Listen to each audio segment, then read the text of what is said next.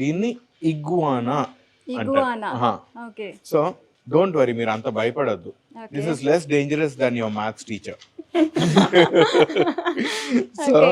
మామూలుగా వెళ్తూ ఉన్నప్పుడు చిన్న తొండలు కనపడితేనే కయ్యమని అరిచి పారిపోతాము. ఇప్పుడు నా ఎదురుగా ఇంత పెద్ద తొండ ఉంది. దాని తోక చూసారా కింద వరకే వెళ్ళాడు. సార్ నార్మల్గా ఇది వెజిటేరియన్ అని చెప్పారు కదా, అసలు నార్మల్గా అడవుల్లో అట్లా పెరిగితే ఇది నాన్ వెజిటేరియనా?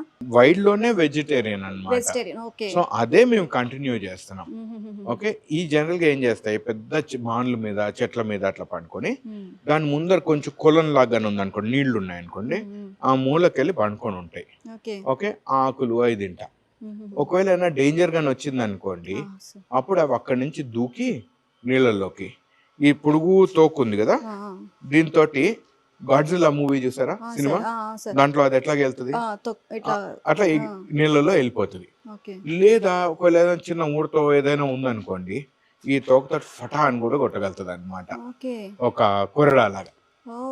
ఓకే, ఇప్పుడు ఇది చూడండి ఎంత కంఫర్టబుల్ గా పండుకొని ఉందో నా చేతిలో, దానికి అసలు భయం లేదు, ఏం లేదు.